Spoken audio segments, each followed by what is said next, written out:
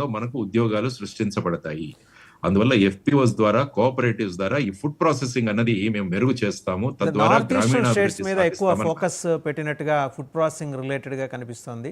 అంటే in order to అక్కడ ఒక సుస్థిరత సాధించే దిశగా నార్త్ ఈస్టర్న్ స్టేట్స్ మీద ఫోకస్ పెట్టి అంటే ఒక ప్రొయాక్టివ్గా కనిపించిందని మేధావి వర్గం అయితే అప్రిషియేట్ చేస్తుంది. రెండోది ఇందాక మీరు ప్రస్తావన చేశారు సార్, పత్తికి సంబంధించి కాటన్ బోర్డు బంగ్లాదేశ్లో ఉన్న క్రైసిస్ వల్ల భవిష్యత్తులో మనకి ఇబ్బందులు తలెత్తినా సరే దాన్ని ఓవర్కమ్ చేయడానికి వీలుగా ఈ నిర్ణయం తీసుకున్నారు.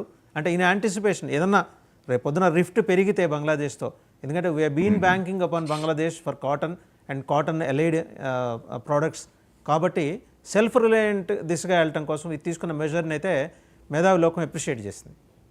డెఫినెట్గా అప్రిషియేట్ చేయాలి. ఎందుకంటే మీరు యుఎస్లో కూడా మార్కెట్కి వెళ్ళి చూస్తే అక్కడ టెక్స్టైల్స్, ఫ్యాబ్రిక్స్లో మెయిన్గా మేడ్ ఇన్ బంగ్లాదేశ్ అని కనిపిస్తుంది.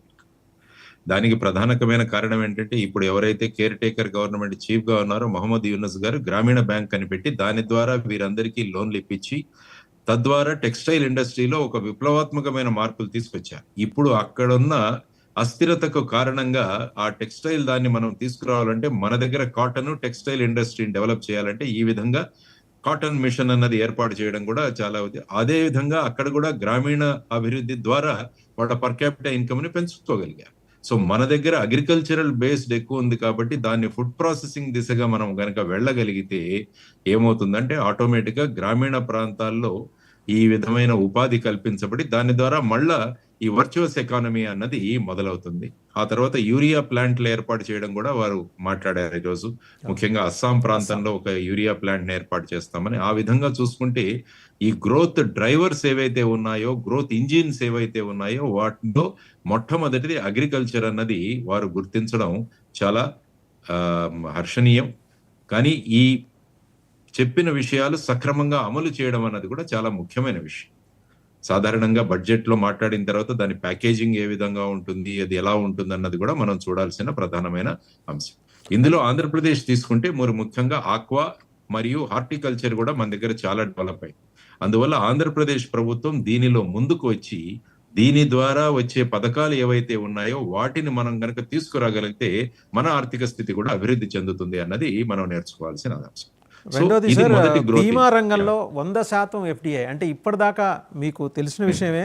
ఎఫ్డిఐ ఇన్వైట్ చేసినప్పటికీ కూడా ప్రీమియం కలెక్ట్ చేసినవి వేరే దేశాల్లో ఇన్వెస్ట్ చేసుకుంటూ వచ్చినాయి, ఫారిన్ ఇన్వెస్టర్స్ కానీ ఆ కంపెనీలు కానీ. లేదు ఇక్కడే ఇన్వెస్ట్ చేయాలని ఒక కొత్త నిబంధన తీసుకురావడానికి కూడా చాలా మంది స్వాగతిస్తున్నారు సార్.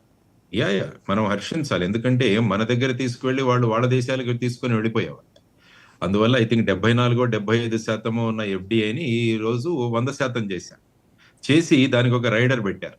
అంటే మీరు ఇక్కడ కలెక్ట్ చేసే ప్రీమియం మళ్ళా ఇక్కడే ఇన్వెస్ట్ చేయాలంట. అదేంటంటే మళ్ళా ఎకానమీ బూస్ట్ అవ్వడానికి ఇక్కడే సర్క్యులేట్ అవుతుంది అనమాట.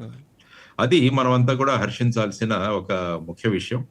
సో అదొకటి మీరు అన్నారు. తర్వాత ముఖ్యంగా ఈ బడ్జెట్ లో ఎంఎస్ఎంఈలకు కూడా పెద్ద పీట వేయడం చాలా ముఖ్యమైన అంశం.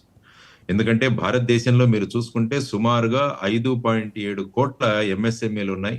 వాటిలో సుమారుగా 7.5 కోట్ల మంది ఉద్యోగాలు చేస్తున్నారు.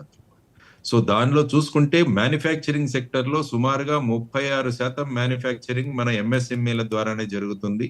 మన ఎక్స్పోర్ట్స్ ఒకసారి ఎగుమతులు చూసుకుంటే అందులో 45% ఎగుమతులన్నీ కూడా ఎంఎస్ఎంఈల నుంచి వస్తాయి. కాబట్టి ఎంఎస్ఎంఈలను అన్నది అంటే సూక్ష్మ, మధ్యమ మరియు మీడియం, వీటిని సూక్ష్మ, చిన్న మరియు మధ్యమ ఎంటర్ప్రైజెస్ ఏవైతే ఉన్నాయో వాటిని ప్రోత్సహించడం చాలా అవసరమని ముందు నుంచే మాట్లాడుతున్నాం.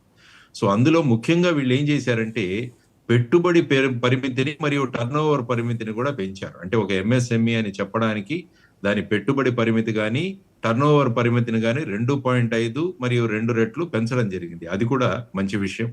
ఆ తర్వాత క్రెడిట్ గ్యారంటీ కవర్ ఏదైతే ఉంటుందో దాన్ని 5 కోట్ల నుంచి 10 కోట్లకు పెంచడం అయింది. దానివల్ల ఏమైందంటే సుమారుగా 1,50,000 కోట్ల రూపాయల క్రెడిట్ ఎంఎస్ఎంఈలకు అందించడానికి ఒక మార్గం సులభతరమైంది.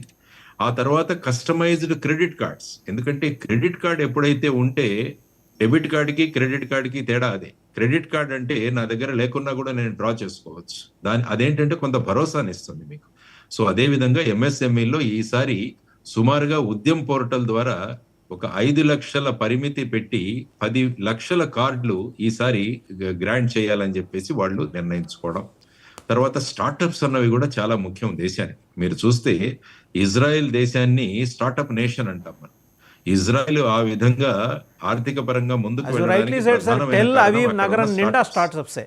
మీరు అన్నట్టు టెల్ అవీవ్ నగరం నిండా స్టార్ట్అప్సే కంప్లీట్ గా. Tel Aviv, yes. కాబట్టి దానికి వీళ్ళు ఏం చేశారంటే క్రెడిట్ గ్యారంటీ కవర్ ని 10 కోట్ల నుంచి 20 కోట్లకు పెంచి 27 ఫోకస్ ఏరియాలు వీళ్ళు పెట్టారు. 27 ఫోకస్ ఏరియాలు పెట్టి ఈ స్టార్టప్ల్లో వాట్లకు మేము మద్దతు ఇస్తాం, ముఖ్యంగా ఎలక్ట్రానిక్ ప్రోడక్ట్స్ ఇట్లాంటివి. తర్వాత స్టార్టప్ ఫండ్ ఆఫ్ ఫండ్స్ అని ఇంకోటి పెట్టారు 10,000 కోట్లకు.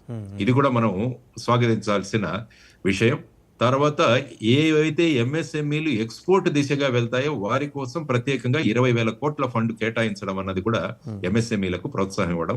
తర్వాత వచ్చేసి ముఖ్యంగా మహిళలకు, బడుగు బలహీన వర్గాల వారికి టర్మ్ లోన్ కూడా 2 కోట్ల వరకు ఇచ్చే విధంగా వాళ్ళు పెట్టారు. ఇవి ఎంఎస్ఎంఈల గురించి చేసినది. కాబట్టి ఫస్ట్ గ్రోత్ డ్రైవర్ అగ్రికల్చర్, రెండవది వచ్చేసి ఎంఎస్ఎంఈలు. ఆ తర్వాత ఇండస్ట్రీస్కి వచ్చేసరికి వీళ్ళు ఏం చేశారంటే లేబర్ ఇంటెన్సివ్ ఇండస్ట్రీస్ మీద ఎక్కువ కాన్సన్ట్రేట్ చేయడం ఈసారి జరిగింది. మీరు చూసుకుంటే ముఖ్యంగా లెదర్ గురించి ఎక్కువగా మాట్లాడారు ఈసారి. లెదర్ ఇండస్ట్రీ, తోలు. ఎందుకంటే మన దగ్గర ఉన్న ఈ లెదర్ ఇండస్ట్రీ ముఖ్యంగా యూపీ తీసుకుంటే కాన్పూర్ ముఖ్యంగా మీకు అది బేస్ లెదర్ ఇండస్ట్రీ. ఆ తర్వాత ఏంటంటే గ్లోబల్ హబ్ ఫర్ టాయ్స్ అన్నది కూడా ఈసారి అనౌన్స్ చేయడం జరిగింది. బొమ్మల పరిశ్రమను మనం ఆకర్షించుకోవాలి అని. అంటే ముఖ్యంగా మన కొండపల్లి కావచ్చు, లేకుంటే ఏటికొప్పాక కావచ్చు, ఇటువంటి ప్రాంతాలను మన ఆంధ్రప్రదేశ్ ప్రభుత్వం కనుక అభివృద్ధి చేయగలిగితే ఈ global toy hub for toys ఏదైతే ఉందో దాన్ని మన రాష్ట్రం మనం ఆకర్షించవచ్చు. ఇటువైపు తెలంగాణలో చూసుకుంటే నిర్మల్లో కూడా మంచి బొమ్మలు అవి తయారవుతాయి. కాబట్టి ఇది మనం గమనించాలి. ఆ తర్వాత national institute for food processing గురించి కూడా ఒక సెంటర్ మళ్ళా చూసుకుంటే మీరు బీహార్లోనే పెడతామని అన్నారు. కాబట్టి ఈసారి ముఖ్యంగా బీహార్కి చాలా పెద్దపీట వేయడం జరిగింది. ఆ తర్వాత వచ్చేసి క్లీన్ టెక్నాలజీ ఎక్కడైతే తయారు చేస్తామంటే ఎలక్ట్రిక్ వెహికల్స్ కావచ్చు, సోలార్ పీవీసీ సెల్స్ కావచ్చు, వీటన్నిటికీ నేషనల్ మ్యానుఫ్యాక్చరింగ్ మిషన్ అన్నది కూడా ఒకటి ప్రకటించడం జరిగింది. దానివల్ల ఏమవుతుందంటే మనం ఏదైతే కమిట్మెంట్ ఇచ్చామో 2070వ సంవత్సరానికి మన కర్బన ఉత్పత్తులను జీరో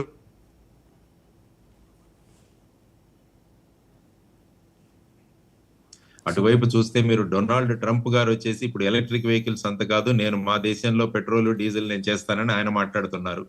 ప్యారిస్ అగ్రిమెంట్ నుంచి ఆయన బయటకు వచ్చేశారు. కాబట్టి ఇటువంటి పరిస్థితుల్లో మనం ఏదైతే కమిట్మెంట్ ఇచ్చామో పర్యావరణ పరిరక్షణకి, దానికోసం మనం గ్రీన్ టెక్నాలజీ గురించి చాలా ఇంపార్టెన్స్ ఇవ్వడం, ఆ ఒక మిషన్ కూడా ఏర్పాటు చేయడం అన్నది జరిగింది. కాబట్టి ఈ విధంగా మీరు చూసుకుంటూ పోతుంటే అగ్రికల్చరు, ఎంఎస్ఎంఈలు, తర్వాత వచ్చేసి లేబర్ ఇంటెన్సివ్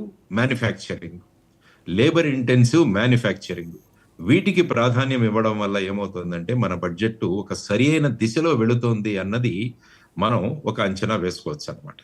ఆ తర్వాత మీరు ఎడ్యుకేషన్ లో కూడా చూస్తే, ఎడ్యుకేషన్ సెక్టర్ లో చూస్తే అటర్ టింకర్ ల్యాబ్స్. ఎందుకంటే ఇప్పుడు ప్రధానంగా మనకు కావాల్సింది ఏంటంటే క్రియేటివిటీ కావాలి, సృజనాత్మకతను పెంపొందించాలి పిల్లల్లో. మీరు గనక నేషనల్ ఎడ్యుకేషన్ పాలసీ తీసుకున్నా కూడా అందులో క్రియేటివిటీని పెంచడానికి 6వ తరగతి నుంచి కోడింగ్ అన్నది, తర్వాత 12వ తరగతి అయ్యే లోపల 2 విషయాల్లో వాళ్లకు స్కిల్స్ డెవలప్ చేస్తామన్నది మన యొక్క ఆశ.